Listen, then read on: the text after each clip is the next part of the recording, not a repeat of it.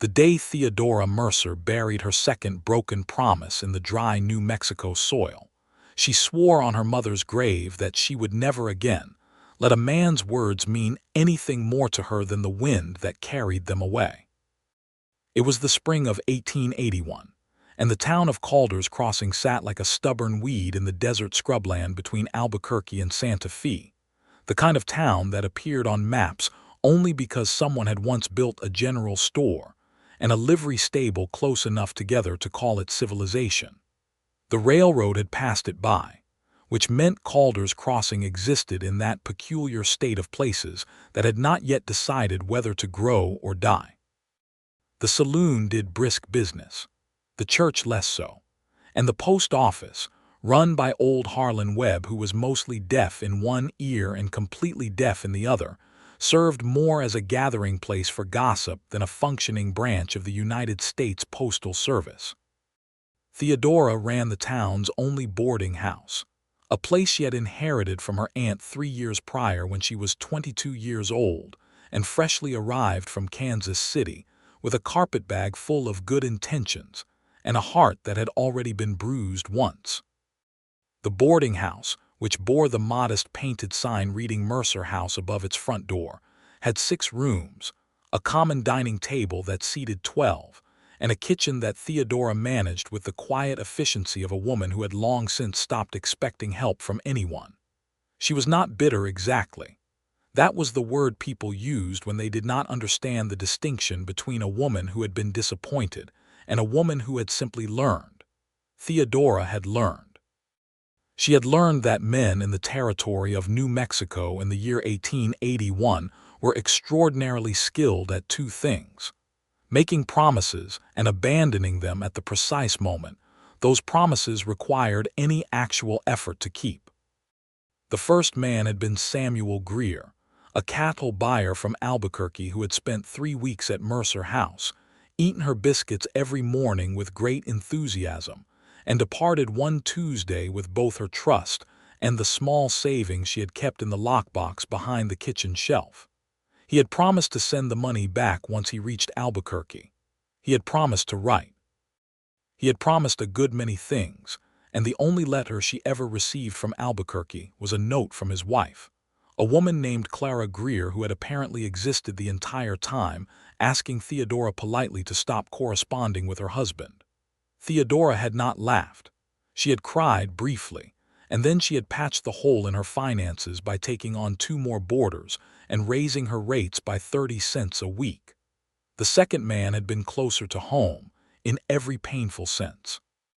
His name was Frank Alderman, and he was Calder's Crossing's deputy sheriff for exactly 14 months, during which time he had courted Theodora with what she later understood to be the same focused determination he applied to every short-term project.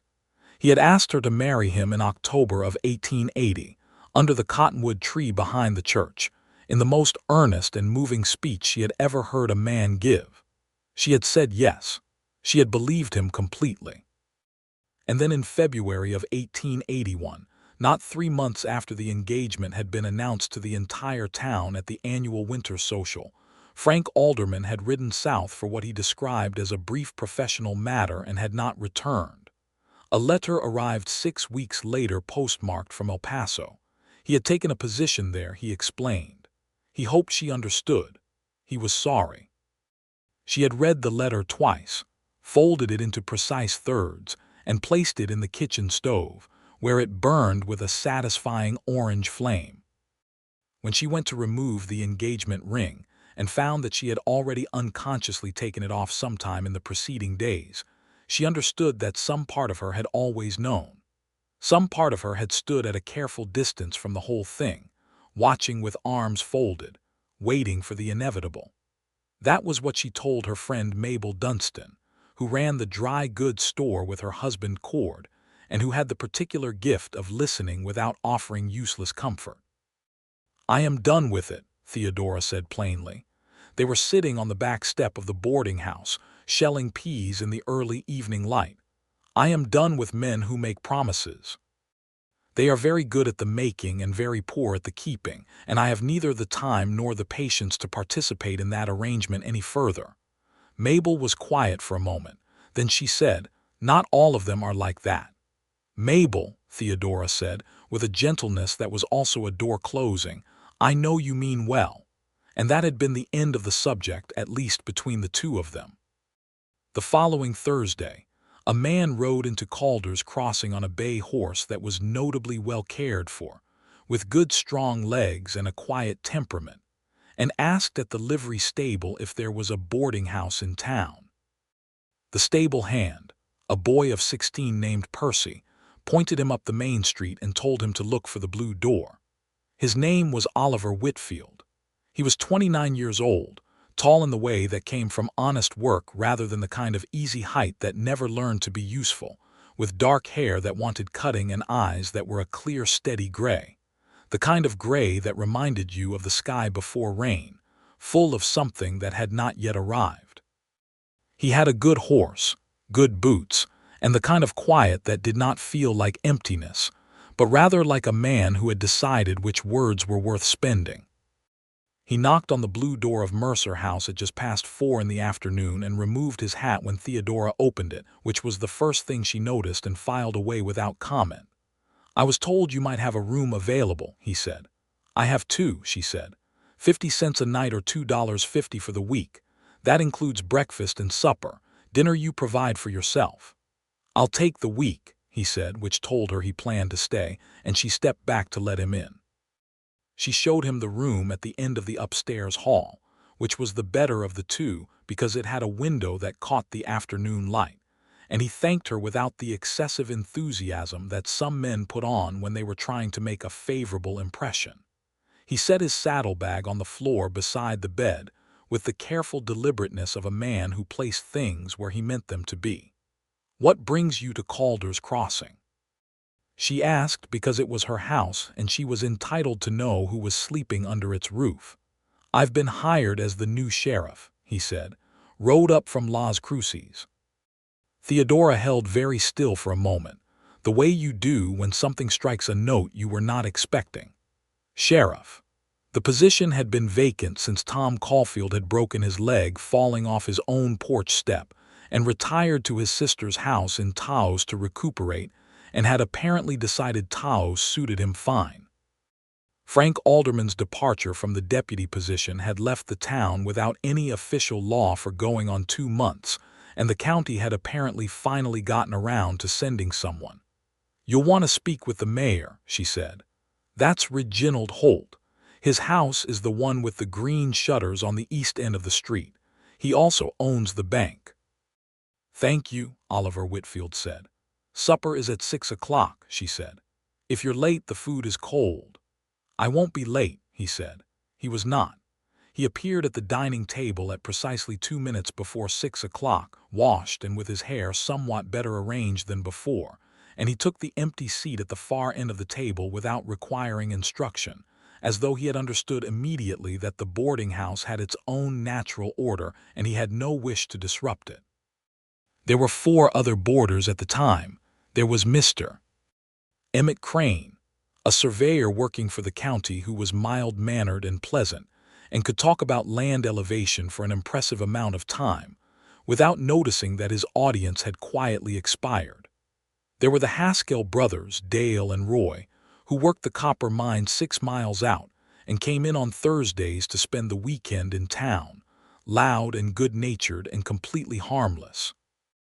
And there was Miss Lavinia Poole, a schoolteacher who had been waiting 3 months for the town to finish building its schoolhouse, and in the meantime occupied herself reading everything Calder's Crossing had to offer in the way of literature, which was not extensive. Oliver Whitfield ate Theodora's beef stew and corn bread with genuine appreciation that he expressed without making a performance of it. He listened to Emmett Crane talk about soil gradients without appearing to wish he were anywhere else. When Dale Haskell made a joke that was only mildly funny, Oliver Whitfield smiled at it, which was the appropriate response. Theodora, who served and observed, noticed all of this. After supper, when the other boarders had dispersed to the common sitting room or upstairs, Oliver Whitfield remained at the table for a moment and looked up at her as she began to clear the dishes. "That was the best meal I've had in a very long time," he said, simply and directly. "Thank you," she said, equally simply, and continued clearing the dishes. He nodded as though this exchange had been entirely satisfying, got up, and went upstairs. Theodora stood in the kitchen afterward with a dish in her hand and thought about what it was that made some men so relentlessly exhausting and other men so remarkably easy to share a space with. She did not linger on the thought. She washed the dishes, dried them, and went to bed. The next morning at breakfast, which was at 7 o'clock sharp because Theodora Mercer did not negotiate on schedules, Oliver Whitfield came downstairs in his sheriff's badge, which was a simple 5-pointed star that caught the morning light. He ate his eggs and biscuits without fuss, asked for coffee in the same tone someone might ask for an ordinary thing they simply needed, and was out the door by 7:30 to begin whatever a new sheriff did on his first official morning in a town he did not yet know. Mabel Dunstan appeared at Mercer House at 10 in the morning, as she did most days when she could be spared from the store, and she had already heard. "The new sheriff is staying at your house," she said, with the particular tone of someone delivering news they believed to be significant. "He is a boarder," Theodora said, without looking up from the bread dough she was working. "Like any other." "He's not like any other," Mabel said. "Percy from the livery says he's very handsome." Percy from the livery is 16 years old and not a reliable judge of. Theodora paused. "He's not unpleasant looking." Mabel sat down at the kitchen table with the ease of someone who had been doing it for years. "Have you talked to him?" "He is staying in my house," Theodora said. "We have spoken." "And," Theodora looked up. "Mabel, do not." "I'm not doing anything," Mabel said, the picture of innocence. "I'm simply asking." "You are simply asking in the way that has a very specific destination in mind, and I am asking you not to arrive there." She pushed the bread dough with the heel of her hand. "He is a boarder, a sheriff. He will stay until he finds his own arrangements, which is what they all do, and in the meantime he pays his rate on time and does not make a mess, and that is the beginning and the end of my interest in the subject." Mabel was quiet for a moment. Then she said very carefully, "He might be different." Theodora said nothing. The bread dough received a particularly emphatic push. "All right," Mabel said. "All right. But the thing about living in the same house as someone is that you cannot entirely avoid them." The house had its rhythms, and Oliver Whitfield slipped into those rhythms with such unobtrusive ease that Theodora sometimes forgot he was there, until she heard his footstep on the stair or saw his coat hanging on the peg by the door.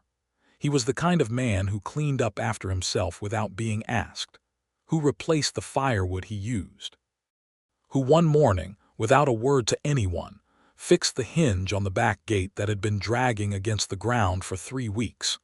She discovered this when she went out to hang the laundry and found that the gate swung clean and easy. She stood holding a sheet for a moment, looking at the gate. She went inside and did not mention it. But that evening at supper, when he came in and sat down, she set his coffee down in front of him before he had a chance to ask for it, and he looked up at her with those steady gray eyes and said nothing, and she said nothing, and that was somehow the most articulate exchange she had had with anyone in quite some time. Oliver Whitfield was good at his job. This became apparent quickly in a town like Calder's Crossing, where news traveled the length of the main street in approximately 12 minutes. He resolved a dispute between 2 ranchers about a water access point without anyone drawing a weapon, which was considered remarkable given that the same dispute had been simmering for 2 years. He sat in the jail office with the door open most mornings, available and unthreatening, which turned out to be the most effective approach possible in a town full of people who had learned to be suspicious of authority. He made no enemies in those first 2 weeks, which was notable, and he made a few quiet friends, which was more notable still. Theodora heard all of this from Mabel, from Emmett Crane, who was at supper every evening, from Percy at the livery when she sent him to fetch her order of winter oats. She heard it without asking and absorbed it without comment. What she noticed herself, from the close distance of daily proximity, was different from what the town reported. She noticed that he read. He had 3 books in his saddlebag, which was unusual enough in itself, and she had seen the covers when she passed his open door. One was a volume of Emerson's essays, one appeared to be a medical reference of some kind, and the third was a slim, worn book she could not identify from the hallway. She noticed that he was kind to Lavinia Poole in the specific way that had nothing to do with attraction and everything to do with genuine respect, asking her once about what she intended to teach and listening to the answer as though it mattered. She noticed that he said please and thank you, not as habit but as genuine acknowledgement, each time with the specific intonation of someone who had thought about what they were grateful for and meant it. She also noticed, with the careful peripheral attention of a woman who had been keeping her own walls in excellent repair, that he sometimes looked at her when she was not looking at him. She was 40% sure of this and chose not to investigate the remaining 60%. 3 weeks after his arrival, on a warm April evening that smelled of sage and something green trying to push up through the desert soil, Oliver Whitfield found her sitting on the front step of Mercer House after supper. It was the first moment all day that the house was quiet. The Haskell brothers had gone back to the mine. Emmett Crane was writing letters. Lavinia Poole was reading. Theodora had a cup of tea, already cooling, and was watching the last of the light leave the sky over the mesa. He came out the door and stopped when he saw her, and she thought he might simply nod and walk on as he sometimes did in the evenings, but instead he said, "May I?" She nodded at the empty step beside her, and he sat down. They were quiet for a while. It was not an uncomfortable quiet. It was the kind of quiet that 2 people can share only when they have, without discussing it, agreed that silence between them is not a problem to be solved. "It's a good country," he said finally, looking out at the mesa. "Hard but honest about it." "That's a way to put it," she said. "You grew up in Kansas City," he said, and when she looked at him with mild surprise he added, "Emmett mentioned it." "I wasn't fishing." "I grew up in Kansas City," she confirmed. "Came out here 3 years ago when my aunt passed and left me the house. I didn't have a compelling reason to go back." "Do you miss it?" She considered that honestly, the way she had trained herself to consider things without the gloss of sentiment that people put on the past to make it more bearable. "Sometimes," she said. "I miss the bookstore on Larimer Street. I miss my friend Clara, who is still there and writes very good letters. I don't miss the noise or the winters or the feeling of living in a place that is always pointing somewhere else, like a road sign that forgets it's the road." He was quiet for a moment and then he said, "That's a particular feeling." "Have you had it?" "Most of my life," he said, "until recently." She looked at him then, a direct look, and he met it without flinching or performing. He simply looked back at her, the way he did everything, with that clear gray steadiness.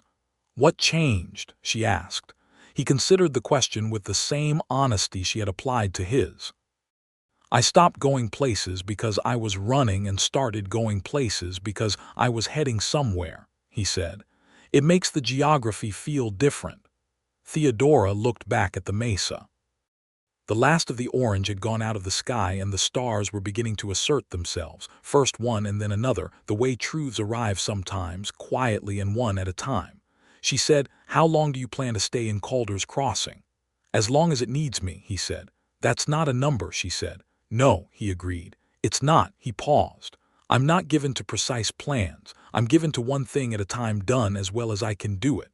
She almost said something then. Something about promises. Something about men and their fine words and their finer exits. But she looked at the side of his face in the darkening evening, and what she saw there was not the eagerness of a man performing sincerity. It was just a man, sitting on a step, saying what he thought to the night sky. She finished her tea. "Good night, Sheriff Whitfield," she said, standing. "Good night, Miss Mercer," he said, and he did not move from the step, just watched the rest of the stars come out. She went inside and stood in the kitchen for a moment with her empty cup and told herself, firmly, that being interesting was not the same as being trustworthy. She had known interesting men. She had known them rather too well. But his voice stayed with her, the easy, measured way he had said, I'm given to one thing at a time, done as well as I can do it. And she went to bed turning it over in her mind the way you turn a smooth stone in your pocket, finding its weight agreeable. In May, two things happened that changed the temperature of Calder's crossing. The first was that a man named Chet Barnard arrived with 4 companions and established himself at the saloon with the particular comfort of men who have decided that a place is theirs without the inconvenience of anyone having invited them.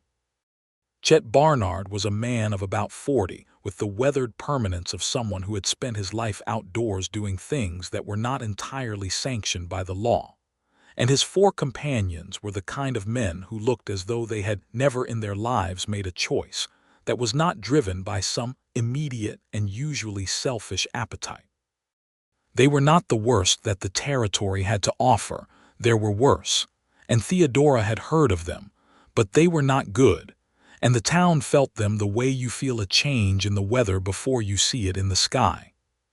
The second thing was that Lavinia Poole's schoolhouse was finally completed, which meant Lavinia was leaving Mercer House to take the small residence beside the school that the town had provided, and Theodora found that she minded this more than she had expected.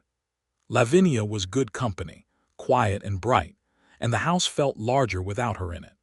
Oliver Whitfield handled the first thing with the same unhurried steadiness that he applied to everything. He went to the saloon on Chet Barnard's second evening in town, sat down across from him, and had a conversation that Theodora was not privy to but whose results she observed. Chet Barnard and his men were considerably more circumspect in their behavior afterward. They drank and played cards and made noise, but they did not bother the women who passed on the street. They did not start fights with the mine workers, and they paid their bills. She learned this from Mabel, who had it from her husband Cord, who had witnessed the conversation. Whitfield didn't threaten him, Cord had apparently said. He just talked to him. But it was the kind of talking that makes a man understand what the alternative looks like. Theodora thought about this. On the subject of Lavinia leaving, Oliver Whitfield appeared one evening while Theodora was helping Lavinia carry her boxes to the school residence, and without asking, he picked up the 2 largest boxes and carried them the 3 blocks without complaint. Lavinia, who was charmed by this, said afterward, as she and Theodora shared a glass of lemonade in the small new residence, "He is rather wonderful, your sheriff." "He is not my sheriff," Theodora said. Lavinia smiled into her lemonade. "He fixed the gate," Theodora said, somewhat inexplicably. "Did he?" Lavinia said with great interest. "It was dragging," Theodora said. "It needed to be fixed. It was a practical matter." She paused. "He didn't say anything about it." "Of course he didn't," Lavinia said, with the serenity of someone who has reached a conclusion and finds it satisfying. Theodora finished her lemonade and changed the subject. But that evening, when she walked back to Mercer House through the May dusk, she walked slowly, and she thought about what it meant that a man had fixed something without telling her, without expecting credit, without using it as evidence of something she owed him. She had known exactly 2 kinds of men in her adult life, the kind who did things and announced them loudly, and the kind who promised things and delivered nothing. Oliver Whitfield appeared to be a third kind entirely, and she did not have a clean category for him, and that bothered her more than she would have admitted to anyone, including Mabel. On the first Saturday of June, there was a social at the church hall, the regular monthly gathering that Calder's Crossing organized with the sociable determination of a community that knew it needed to like itself in order to survive. There was fiddle music, and a table of food contributed by various households, and people danced on the wooden floor that Reverend Archibald kept swept with proud dedication. Theodora went because she always went.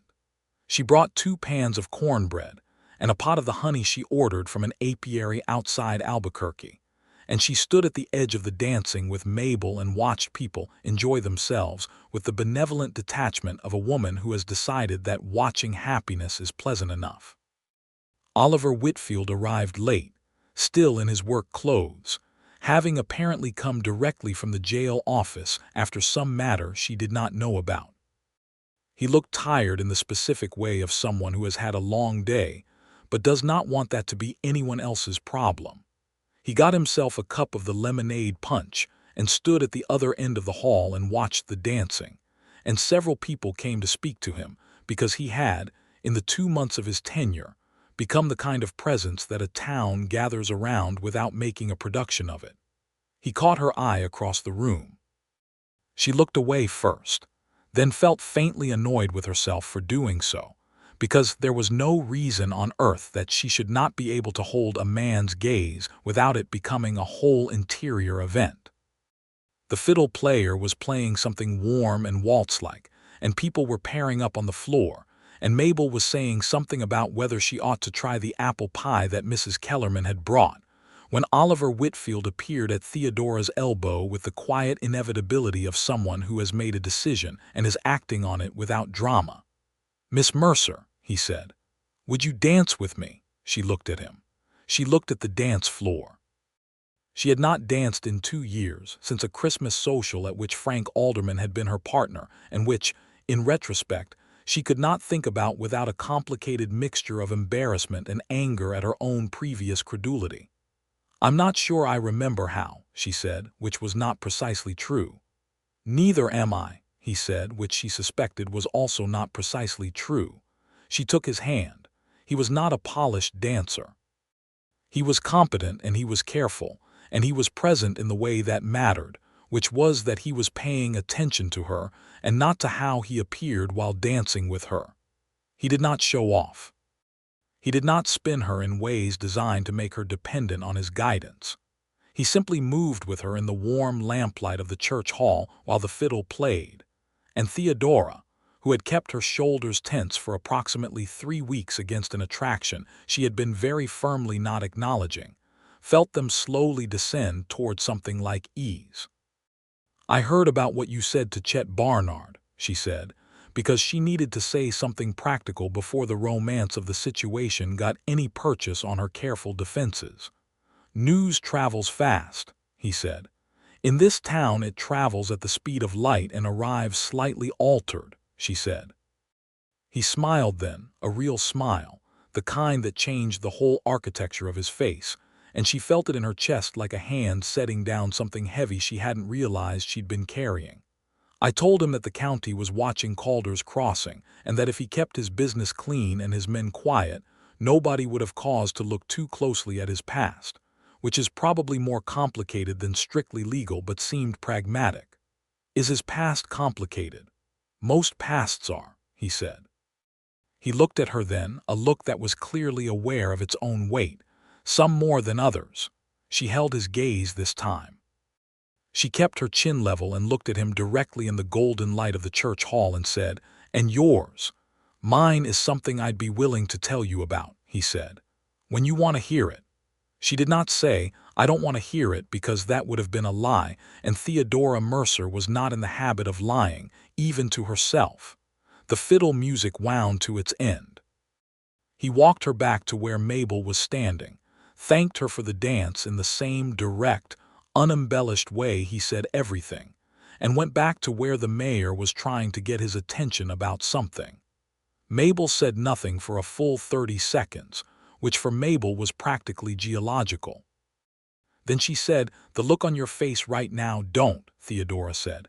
"I'm not saying a single word," Mabel said. "Good. Not one word." "Mabel." Completely silent, Mabel said, and had the grace to look elsewhere, though she was smiling so widely it was visible in her profile. That night after the social, after she had walked home in the warm June dark and let herself into the quiet house, Theodora sat at the kitchen table with her boots still on, and thought about what it meant that she had danced with Oliver Whitfield and had not wanted it to end. She thought about what it meant that in 2 months of living in her house, he had not once made a promise of any kind, not a single one, and yet she trusted him more than she had trusted either Samuel Greer or Frank Alderman from the very beginning. She thought about that for a long time. She got up, filled a glass of water from the pitcher, and went to bed. She lay in the dark and listened to the house breathe around her, the old wood settling, the distant sound of the desert wind. and thought, very carefully, about whether she was building a new wall or whether, for the first time in a long while, she was doing the harder and more terrifying thing, which was considering not to. Oliver Whitfield came down to breakfast the next morning at 7 o'clock as always, and she poured his coffee without being asked, and he said thank you with the same genuine specificity as always, and they did not discuss the dance or the look on her face or any of the interior events of the previous evening, and yet when she turned back to the stove she was smiling very slightly, and she suspected that he had noticed, because he noticed most things. June became July. July was fierce in the New Mexico heat, the sun enormous and uncompromising, the evenings a relief so profound they felt generous. Theodora kept the house going through the heat with the pragmatic persistence that was her primary mode of operation, managing the kitchen with the specific creativity of someone who has learned to cook brilliantly within the constraints of what is available, which in July meant that the produce coming in from the small irrigated gardens near the river was eaten quickly and gratefully, and the rest required ingenuity. Oliver Whitfield began sitting with her on the front step more regularly in the evenings. It had not been formally arranged, and it was not formally acknowledged. It simply became a thing that happened, the way certain things in close proximity tend to happen gradually and then, in retrospect, inevitably.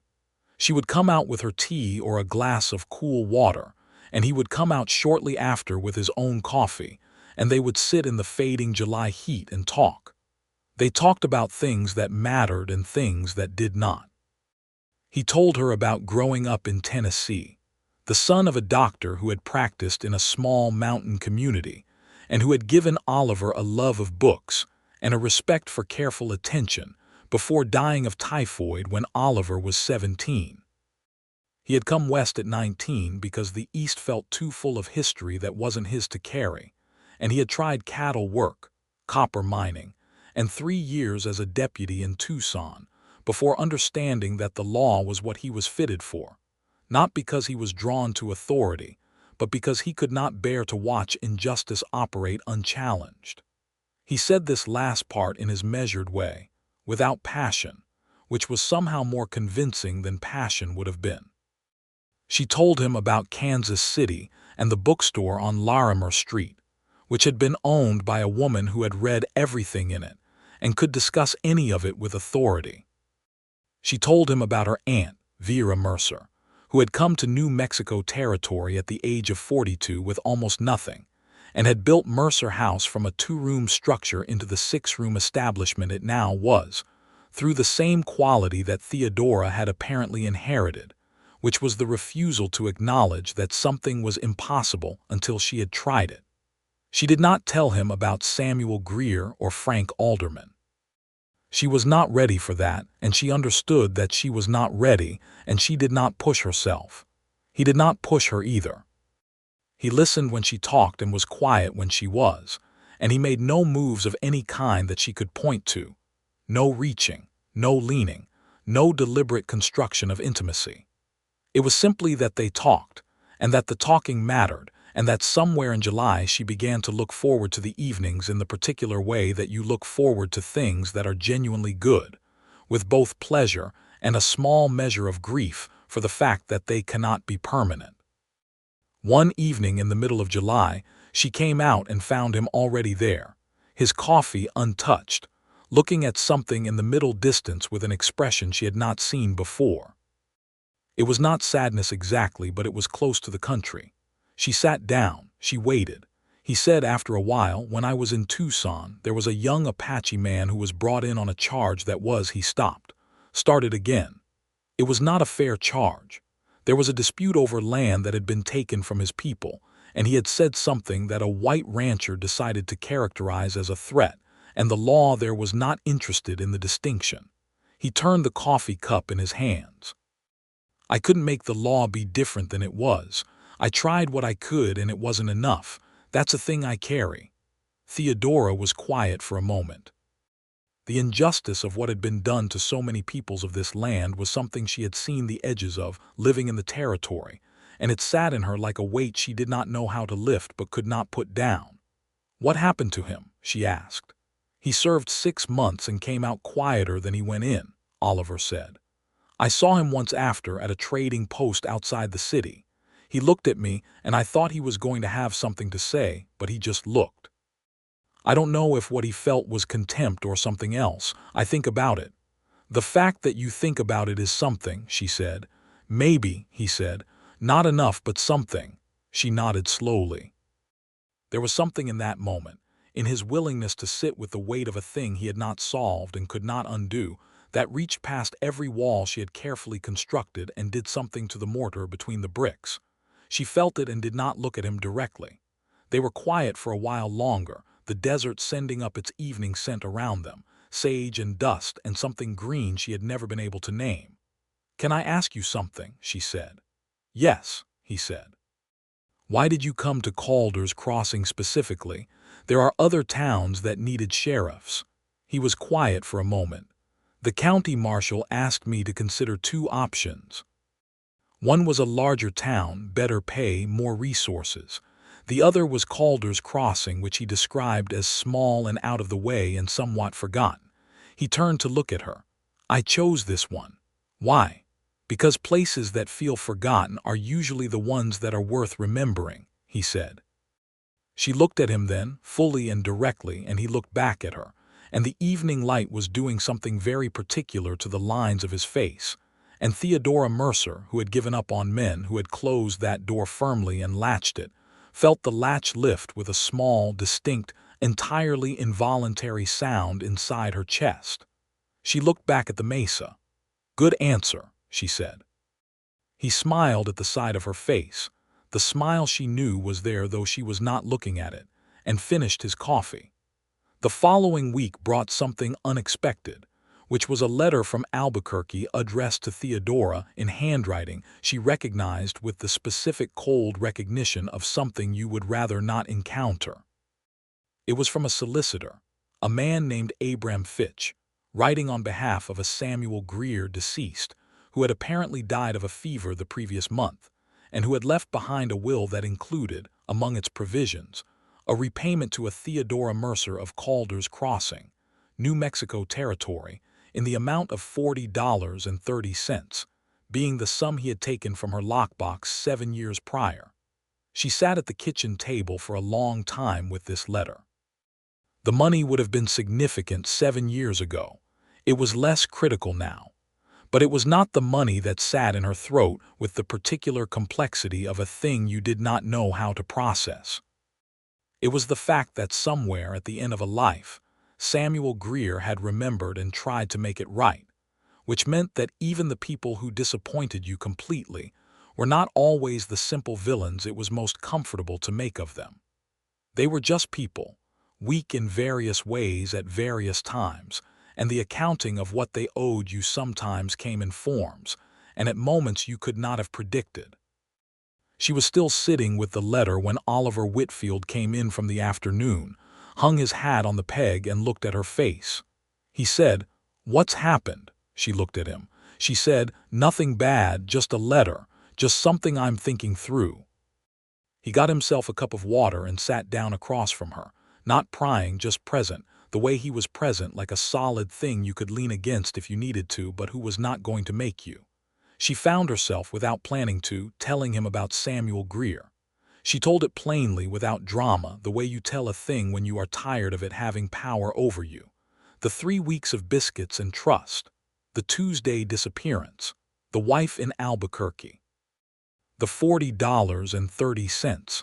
Oliver Whitfield listened without interrupting. When she finished, he said, "I'm sorry that happened to you." "It was a long time ago," she said. "Time doesn't change what it cost you," he said. She looked at her hands on the table. She said, "There was someone after him more recently." And she told him about Frank Alderman briefly, the way you describe a wound once it is scarred over, not minimizing it but no longer bleeding from it either. Oliver was quiet when she finished. He said, "And that's why you—" "Yes," she said. He nodded. Not the nod of someone who thinks they understand and has moved on from understanding, but the nod of someone who is genuinely sitting with what they have heard. "I have not made you any promises," he said, not defensive, just factual. "No," she said, "you haven't." "I made myself one," he said, and his voice was very even. "A long time ago when things were bad and I was not the person I wanted to be. I promised myself that if I ever straightened out I would do things right. Not just in the large ways but in the small ones too. The gate kind of ways, the showing up for supper on time kind of ways." She looked at him. "The gate," she said. "It was dragging," he said simply. She felt something in her chest do a slow, complicated revolution, like a key turning in a lock she had thought was rusted shut. She looked at him for a long moment, this man across her kitchen table with his steady gray eyes and his one promise to himself that he had been keeping every day in ways that did not announce themselves. "Oliver," she said, his first name. The first time she had used it and they both heard it.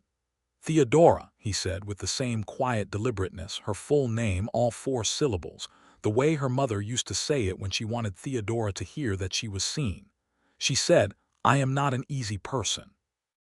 "I didn't come here looking for easy," he said. She put her hands flat on the table, a gesture she wasn't even aware of, something grounding. "I have been burned twice by men I thought I could trust."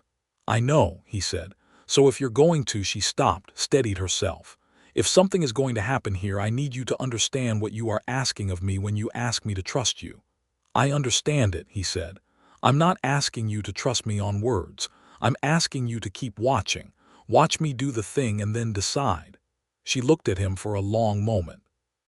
The kitchen was very still around them, the afternoon light coming in gold and quiet through the window, the house holding itself as if it too were listening.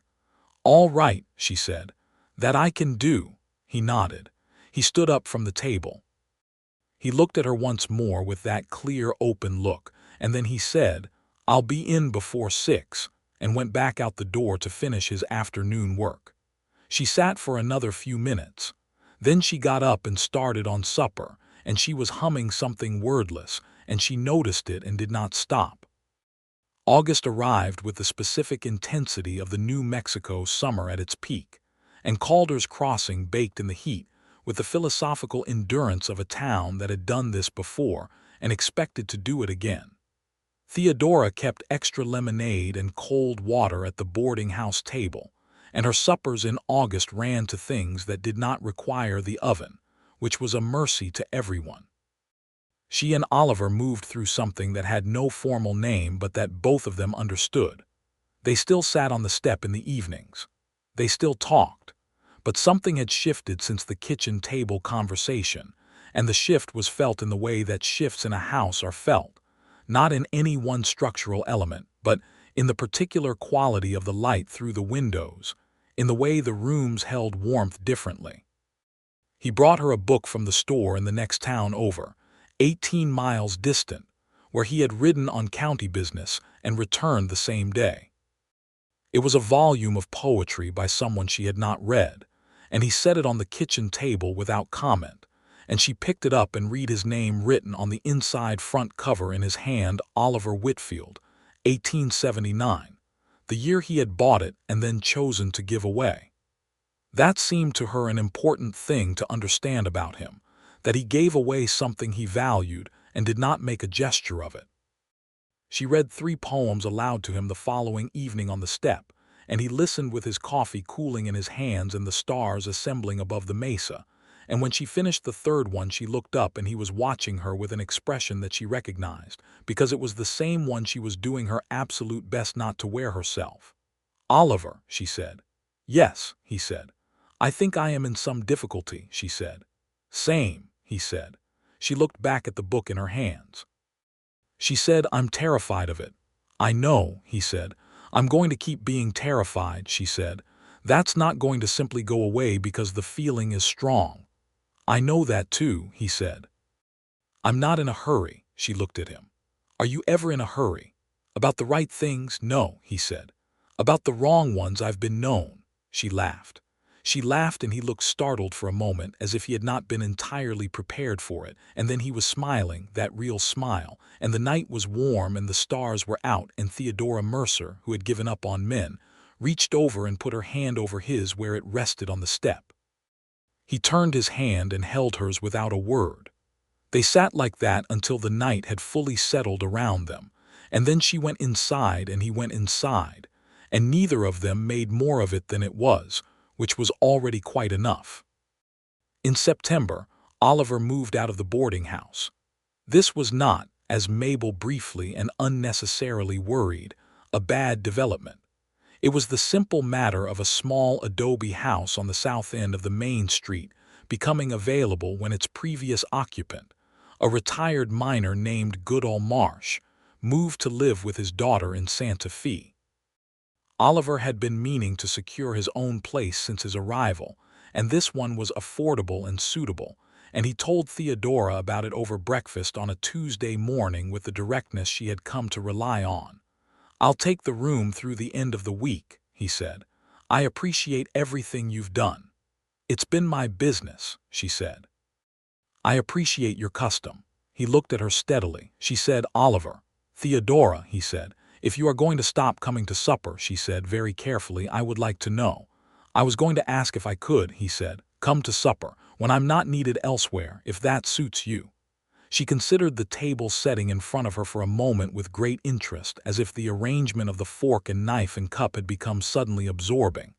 "It would suit me," she said. "Then I will," he said. He came to supper the first Thursday after he moved into the adobe house, and every Thursday thereafter, and also on Sundays, and also on various other evenings that multiplied through October in a way that both of them observed without comment. And Emmett Crane, who was the only remaining long-term boarder after the Haskell brothers found accommodation closer to the mine, observed with the beatific approval of a man who approved of love in the abstract, and was glad to see it operating in practical proximity. October in New Mexico territory was a revelation, the heat backing off finally to something mild and golden, the cottonwoods along the river going yellow with a richness that seemed almost excessive against the brown and rust of the desert. Theodora liked October best of all the months, and she told Oliver this one evening as they walked along the river path west of town, a walk they had fallen into as another of their unannounced but permanent habits. "There is something about it," she said. "The way it feels like the land finally exhales, like all summer it's been holding something and now it can let it go. I've thought that about people sometimes," he said. She looked sideways at him. "Have you? When things are hard for a long time," he said, "and then they get easier. There's a particular quality to that moment." She thought about what she knew of his history, the pieces he had told her over the months of evenings and walks. A hard adolescence after his father died, years of not quite finding his footing, a string of jobs that were each too small for him in some way he couldn't name until the law turned out to be the right size. The promise he had made himself in some unnamed low moment that he had then kept, every day, in the small and large ways that accumulated into a man she trusted absolutely. "When did things get easier for you?" she asked. He was quiet for a moment. The river moved beside them, bright and cold in the October afternoon, the yellow leaves spinning on its surface. "About 6 months ago," he said. She understood what he meant. She had been doing the arithmetic and she understood what 6 months ago was. She stopped walking. He stopped a step after her and turned. She said, "Oliver Whitfield." "Yes," he said very quietly. She said, "I have been frightened for a long time. I want you to know that. Not of you specifically, but of what it means to let someone," she stopped, chose her words, which was something she did carefully, "matter. The way you matter. I want you to know that I know the difference between who you are and who they were. I want you to know that I know you are not a promise. You are the actual thing." He looked at her in the yellow October light with that expression that she had watched growing over months into something she could now name without difficulty. He said, "I love you." He said it with no preamble, no performance, no ceremony. He said it the way he said everything, directly and with complete honesty, and it landed in her chest with the weight and warmth of something that had been traveling a long way to arrive. She said, "I love you back." He moved toward her and she moved toward him simultaneously, the way two things that have been circling the same point for long enough finally achieve it. And when he kissed her, It was the most natural thing in the world, which was the best possible version of what it could have been. The cottonwood leaves fell around them on the river path, and the water ran cold and bright, and the sky was the particular blue of October in New Mexico, which is a blue so clear and deep that it looks like something God was especially pleased with. And Theodora Mercer stood in the middle of it with her hands on Oliver Whitfield's coat lapels and thought, with the clear, unambiguous certainty of something she had never felt about anything before, that this was true. Mabel Dunstan heard about the development approximately 45 minutes after it occurred, and expressed her satisfaction to her husband Cord, in terms he later described as enthusiastic. She appeared at Mercer House the next morning with a jar of her best blackberry preserves, which she presented to Theodora with no stated reason, and a smile so enormous it seemed to require her entire face. Theodora accepted the preserves and said, "How did you know?"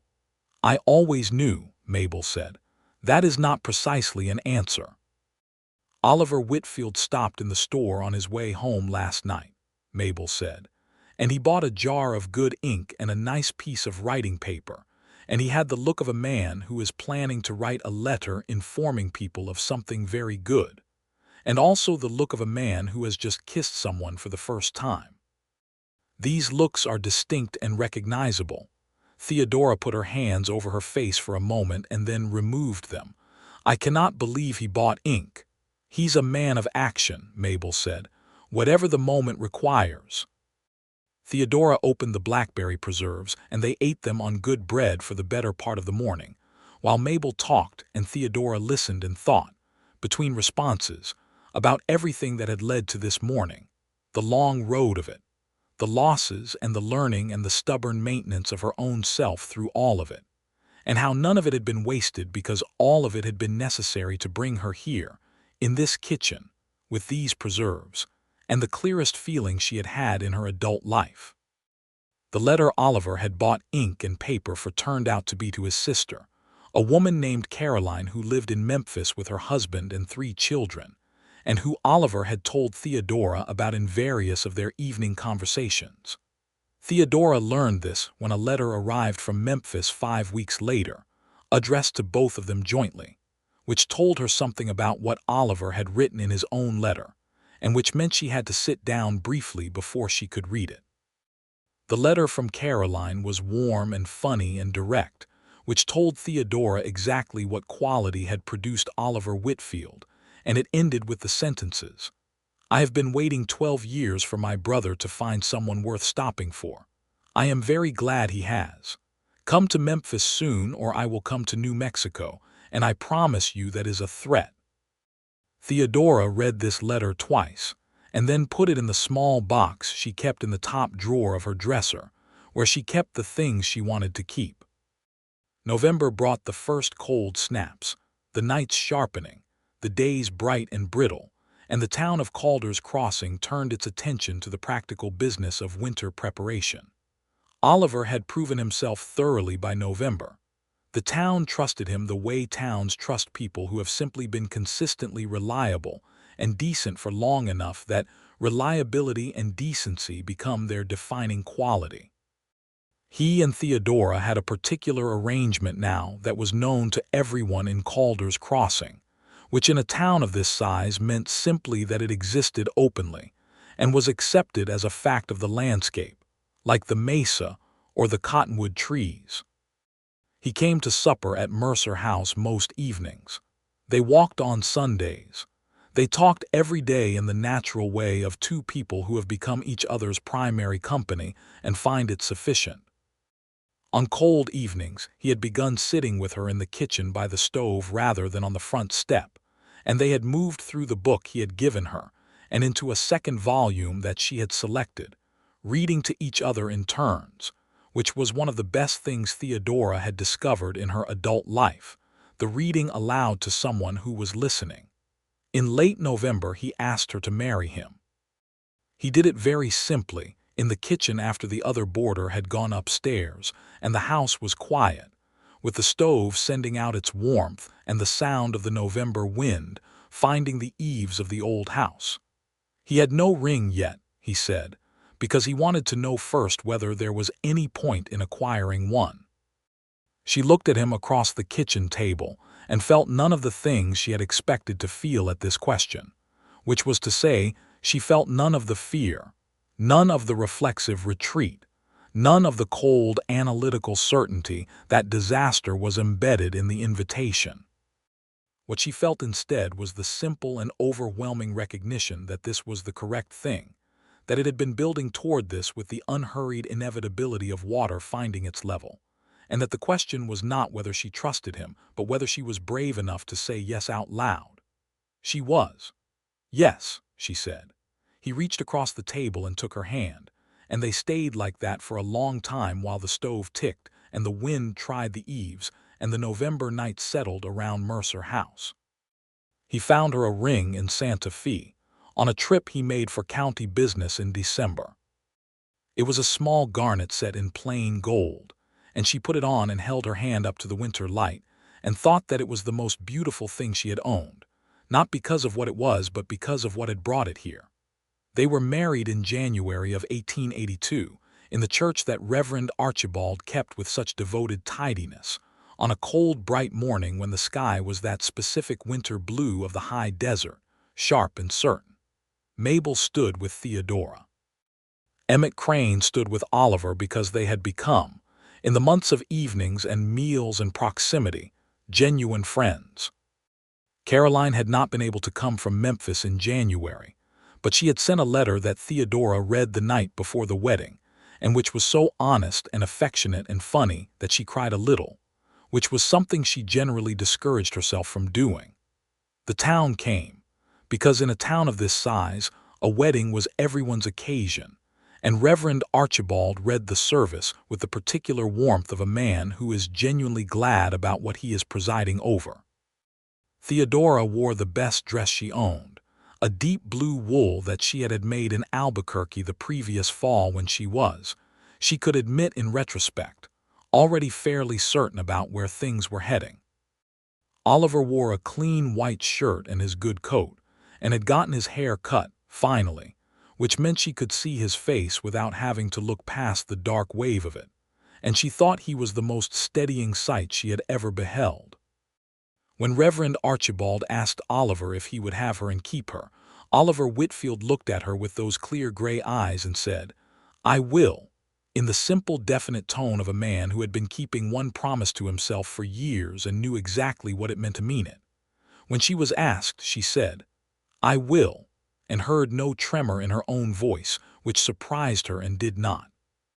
They walked out of the church into the January cold to the sound of Calder's crossing expressing its collective good opinion in the ways available to it, which included Mabel weeping openly, Emmett Crane applauding with great energy, and Percy from the livery whooping from the back row, in a manner that Reverend Archibald chose not to address.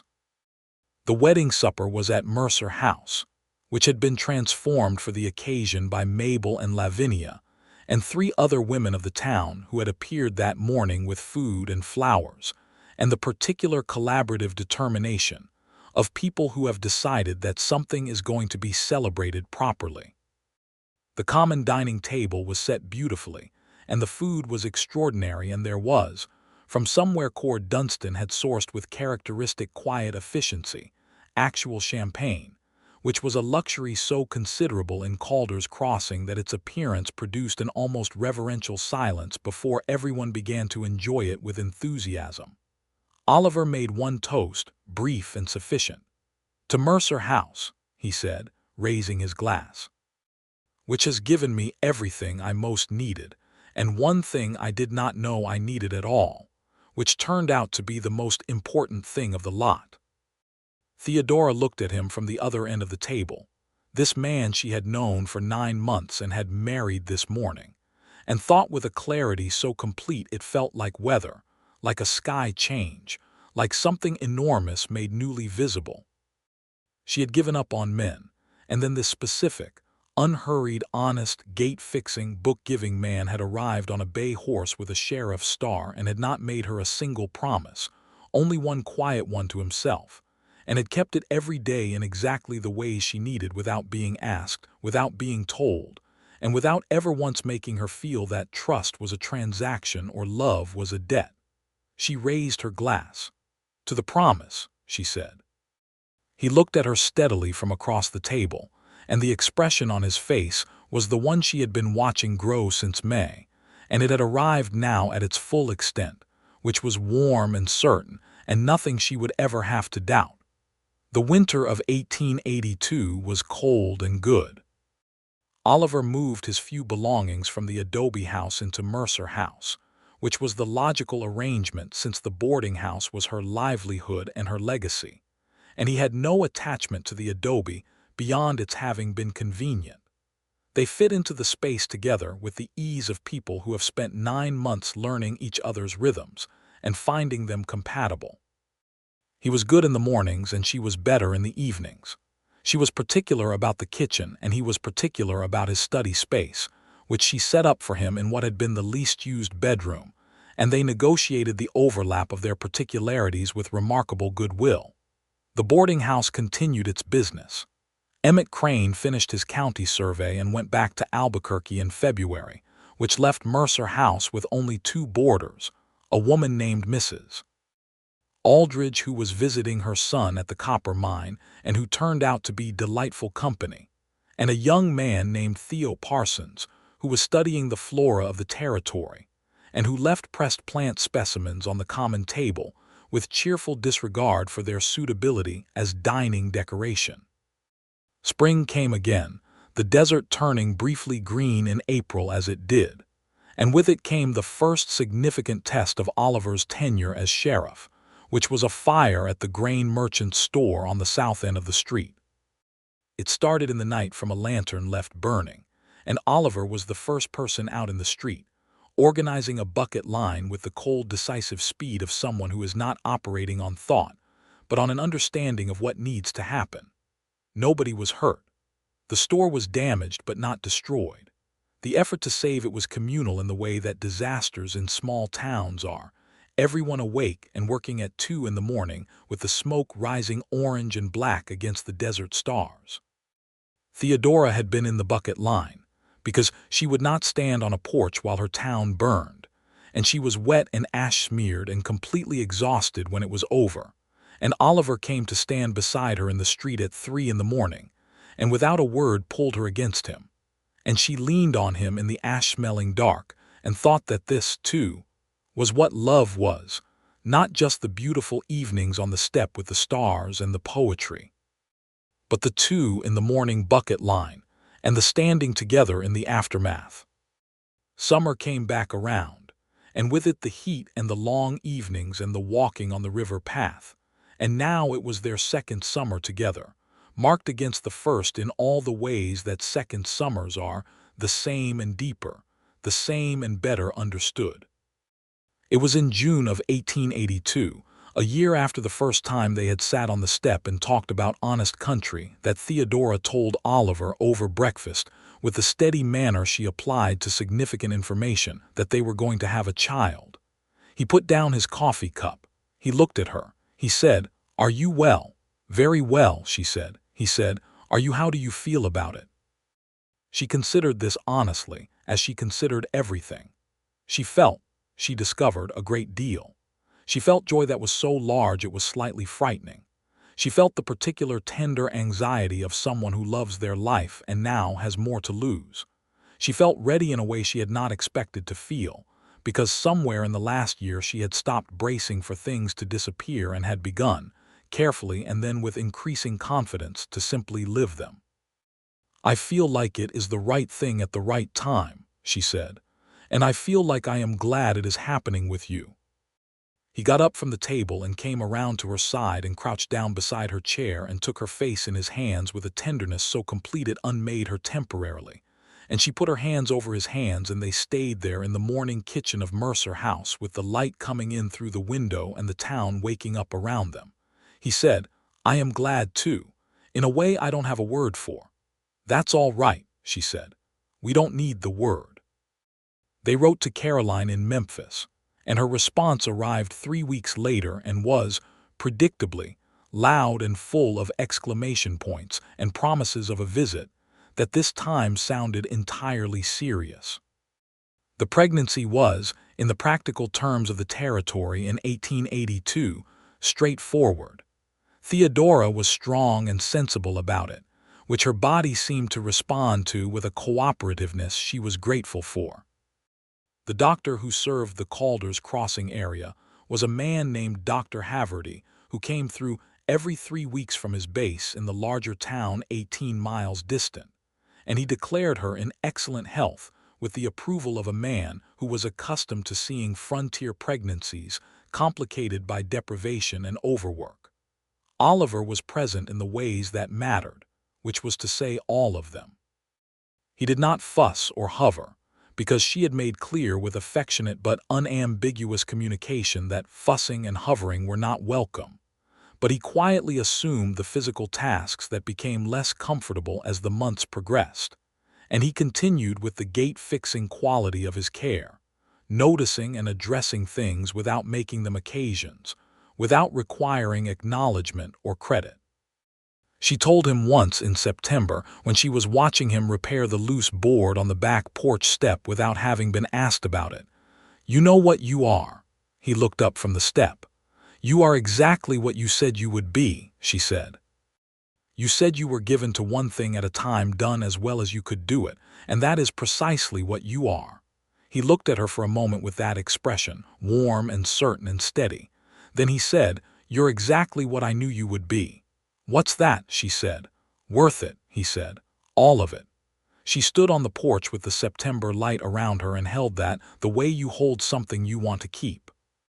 Their son was born in February of 1883, on a cold, clear night when the stars over Calder's crossing were particularly assertive, as if they had shown up to the occasion in their best. Dr. Haverty, who had been sent for in the afternoon, was present and calm and capable, and Mabel was there, and Oliver was in the kitchen of Mercer House, which was where Dr. Haverty had firmly placed him, a decision that Oliver accepted without argument, which told Theodora, in the hours that she thought about it between other more pressing concerns, that he trusted the right people with the right things and did not need to insert himself into every situation out of a need for control. The baby was whole and loud and had gray eyes that were Oliver's from the very first moment, which made Oliver completely undone in a way that she found she loved more than she had expected to love it. This big, steady man looking at a very small person and being visibly not equal to the emotion of it. She said, "Are you all right?" He said, "No," with complete honesty.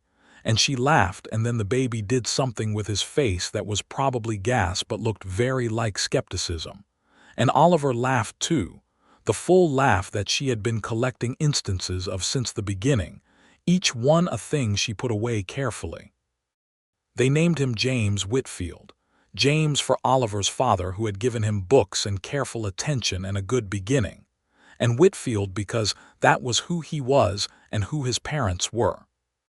Calder's Crossing celebrated the news with the totality of a small town, which is to say that within approximately 20 minutes of Percy, the livery boy being told, which he was told because he happened to be passing, the entire population within 3 streets knew, and the door of Mercer House began receiving visitors with the sustained enthusiasm of a social event. Oliver managed the visitors with his characteristic competence, letting in those who were genuinely welcome and politely redirecting those who arrived before the household was ready to receive anyone, and the resulting stream of goodwill and food and practical gifts. One woman brought 3 jars of preserved peaches. Emmett Crane sent a letter from Albuquerque with $5 tucked inside for the child. And Lavinia Poole came with a small quilt she had made herself over the preceding 2 months, in secret left Mercer House, so full of warmth that the February cold outside felt entirely irrelevant. Mabel sat with Theodora in the late evening when the visitors had gone, and James was sleeping with the profound completeness of someone who has very recently arrived after a long journey and is not ready to discuss the details.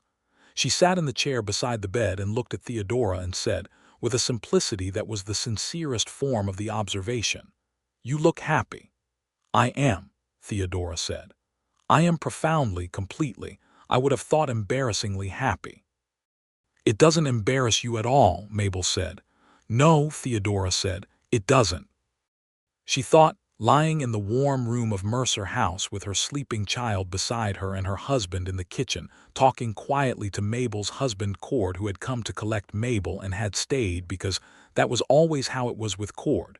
She thought about the woman she had been 2 years before, sitting on the back step shelling peas and saying, firmly, that she was done with men who made promises. She was still that woman. She was still the woman who knew the weight of a broken promise and the particular cold of being left. Those things had not been taken from her or erased by happiness. But they had been answered, not by promises, but by the daily kept one, the invisible ongoing one, the one that looked like a fixed hinge and a book and a hand held in the dark on a step and a man who showed up and stayed and meant what he said and said only what he meant. She understood now what she had not been able to imagine then, that the answer to broken promises was not no promises. It was one honest one, kept in every small action of every day, until the accumulation of it was so large and so certain that it became simply the truth of a life. James Whitfield grew through his first year with the determined progress of a good crop, and Mercer House expanded around him in the way that houses do when children arrive, accommodating the new life with the warmth of a structure that had already been a home for a long time. Oliver continued his work as sheriff, his tenure now 2.5 years long, and marked by a record that Calder's Crossing was quietly proud of: no deaths under his watch, disputes resolved before they became disasters, and a particular approach to the men who arrived in the territory with histories that were not entirely clean. An approach that was neither naively forgiving nor reflexively punitive, but rather the pragmatic humanity of someone who understood that most people were doing the best they could with what they had, and that the law worked best when it remembered this. Chet Barnard, whose crew had thinned over the winter as various members found legitimate work or moved on to other territories, had become something of an unlikely fixture in Calder's Crossing, running a relatively honest freight operation out of a yard at the edge of town. He and Oliver had what could only be described as a complicated mutual respect, the kind that exists between two people who have clearly understood each other from the beginning and made their separate decisions about what that understanding meant. Caroline arrived from Memphis in the spring of 1883, when James was 3 months old, and she was exactly what her letters had promised: sharp and warm and funny and direct, with Oliver's gray eyes and a humor that found the gap between what people meant and what they said and commented on it with affectionate precision. She stayed for 3 weeks, during which time she fell visibly in love with James, formed an immediate and lasting friendship with Mabel that seemed to operate on a frequency of rapid-fire observations that left everyone nearby slightly breathless, and declared Mercer House to be the finest establishment she had encountered west of Tennessee. On her last evening, sitting in the kitchen with Theodora after Oliver had gone to put James to bed in the crib they had placed in the corner of the room he now occupied, Caroline said, in her direct way, "He's happy in a way I've never seen him before. I've known him his whole life, and I've seen him content, and I've seen him satisfied, but this is different. This is the thing I hoped for but wasn't sure would happen." Theodora said, "He makes me very happy too." Caroline looked at her with those gray eyes that were so like her brother's. "I know," she said. "That's what I mean. He's happy because he's made you happy. That's who he is." He always cared more about doing right by others than about what he got from it, and for a long time that meant he didn't get much. And now she gestured, a gesture that encompassed the kitchen and the sleeping baby and the whole of Mercer House. "Now he has everything."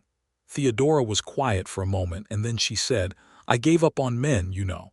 I decided they were all disappointment in different costumes, and I was done." Caroline smiled. "And then?"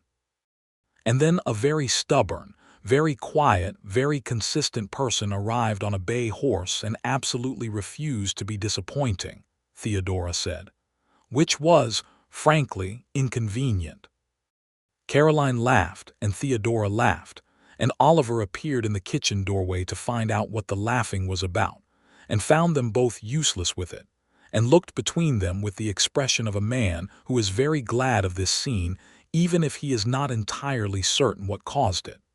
By the summer of 1883, Calder's crossing had begun to grow in earnest. The railroad that had passed it by a decade before was extending a branch line that would reach the town by 1885, and the news of its coming had the effect that railroad news always had on frontier towns.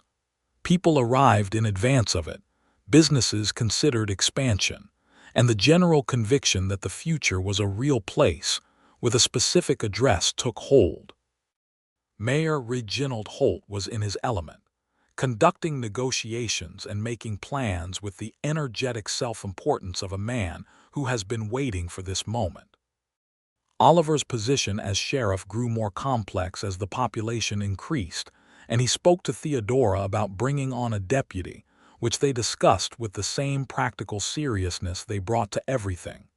She had views, which he took seriously. He had reservations about candidates, which she engaged with honestly.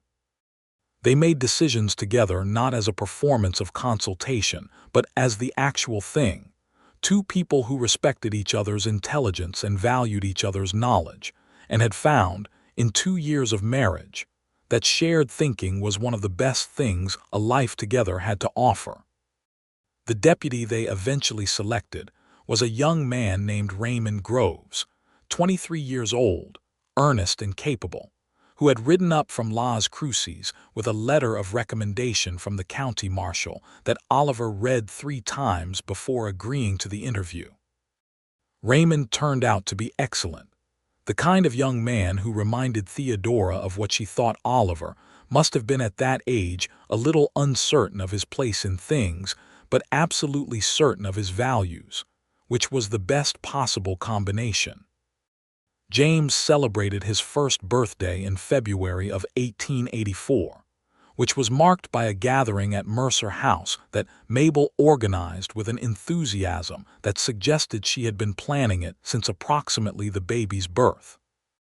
The dining table was set with the blackberry preserves and Theodora's good cornbread and food contributed by half the town, and James himself sat in his chair, looking at the assembled company with the gray-eyed contemplative expression that was his father's, and examined a wooden horse that Oliver had made for him over 3 evenings in the shed, working by lantern light.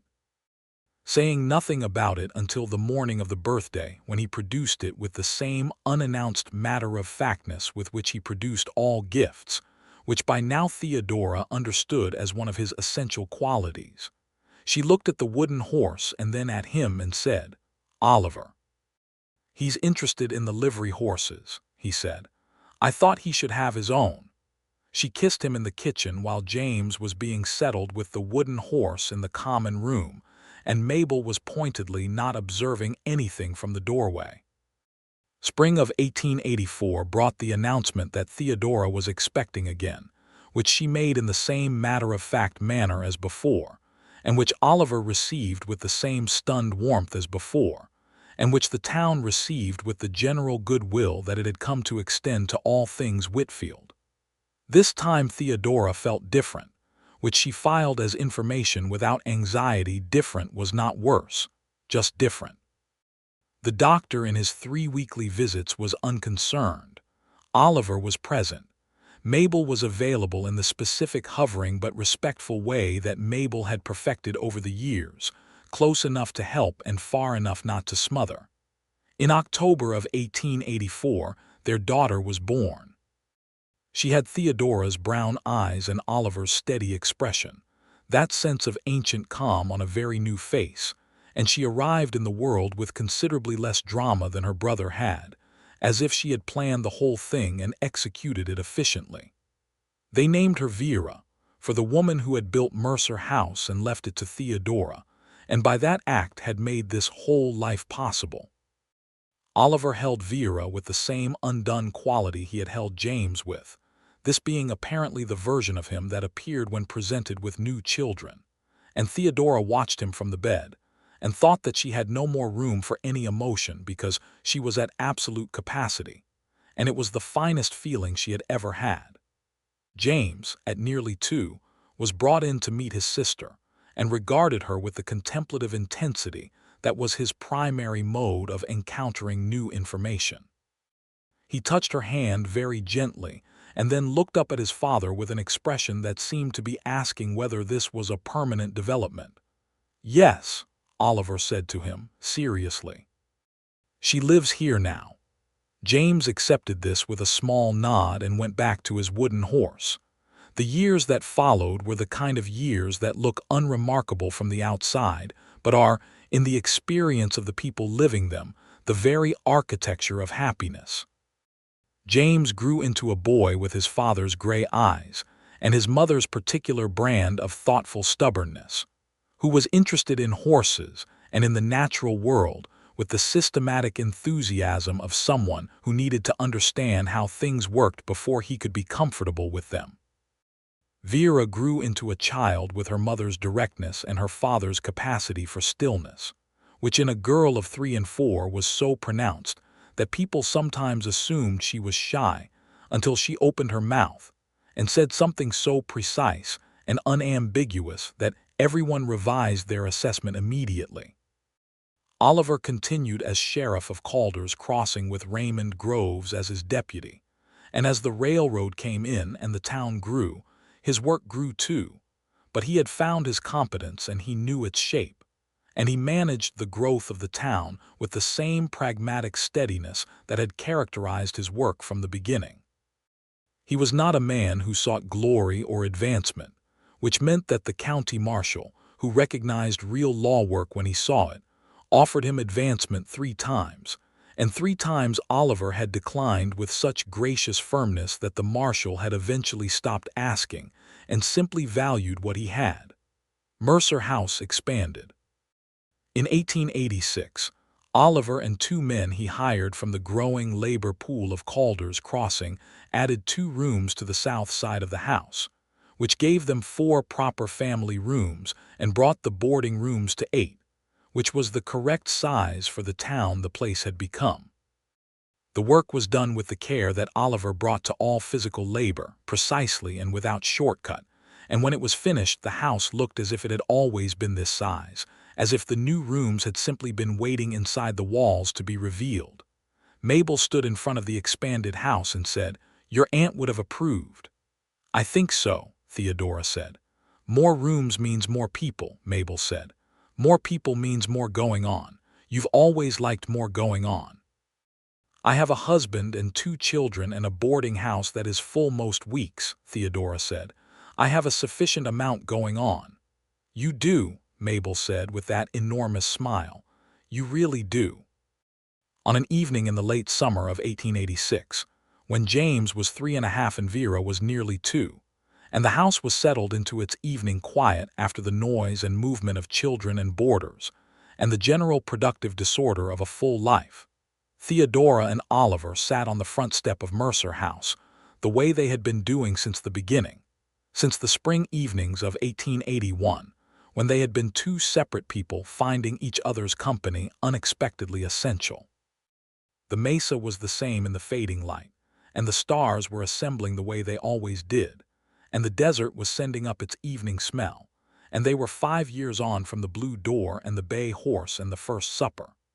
Oliver had his coffee, she had her tea, which was still usually cooling, and she was leaning against his shoulder in the way she had eventually permitted herself, which was with the full comfort of someone who no longer believes she has to maintain structural independence at all times. She said, "Do you remember what you said the first time we sat out here, about choosing Calder's Crossing?" "Places that feel forgotten are usually worth remembering," he said immediately, which told her he had thought about it too. "Yes," she said, "that."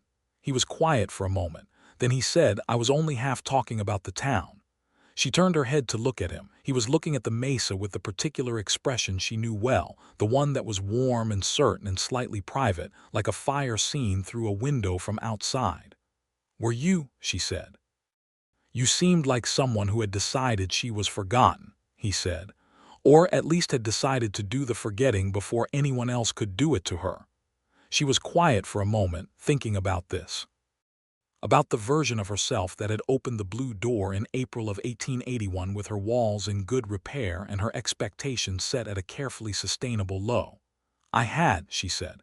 "But you were worth remembering," he said. "Every part of you. The wariness and the warmth and the bread and the gait and the poetry and all of it." She turned her face back to the mesa and the stars. She said, "Oliver Whitfield." "Theodora Whitfield," he said. "I love you," she said. "I love you," he said. "I have since approximately the third morning of biscuits." She laughed. He laughed. Inside the house, from some far room, there was the small sound of a child in the preliminary stages of waking from a dream, and they both heard it and both waited, and then it quieted, and the house settled back into its evening.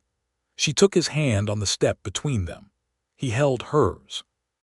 The stars came out over the mesa the way they always did, one at a time and then all at once, and Calder's crossing breathed in the dark around them, and the desert smelled of sage and something green, and Mercer House stood behind them with its blue door and its 8 rooms, and its kitchen where so much had been made and given and received. She had said, once, that she had given up on men who made promises. And she had meant it, with every fiber of the hard-won conviction of a woman who has been taught by experience to protect herself and does not apologize for doing so. He had made himself one promise, years before she had known him, and had kept it every day in the ways that counted, the small ones and the large ones, the visible and the invisible, the gate hinges and the good ink and the January wedding and the cold, bright church and every morning after it. She had watched him keep it. She had watched him for months and then years, the way he had asked her to, and she had decided, and she had been right to decide. This was the thing she knew now, sitting in the last of the summer light with her husband's hand in hers. That love was not a promise made in a moment of feeling. It was a practice. It was the morning consistency of a man who said, "I will," and then showed up to the living of it, again and again.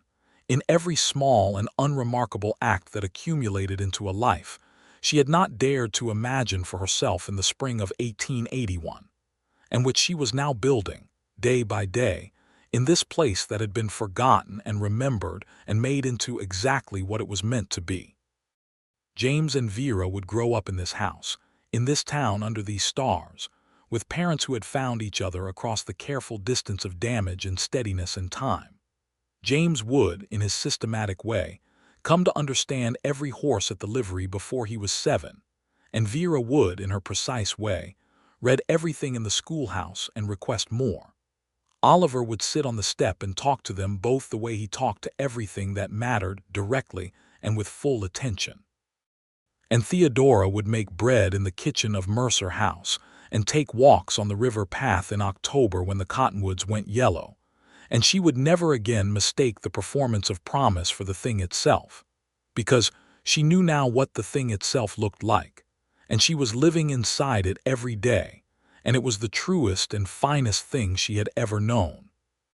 The stars were fully out now, a great swept collection of them over the high desert, and the mesa was a dark shape against the deeper dark. And somewhere inside Mercer House a child woke properly this time and called out with the frank directness of someone who knows that calling out will bring what they need. Theodora and Oliver stood up from the step together, unhurried, and went inside. The blue door closed behind them. The stars kept on.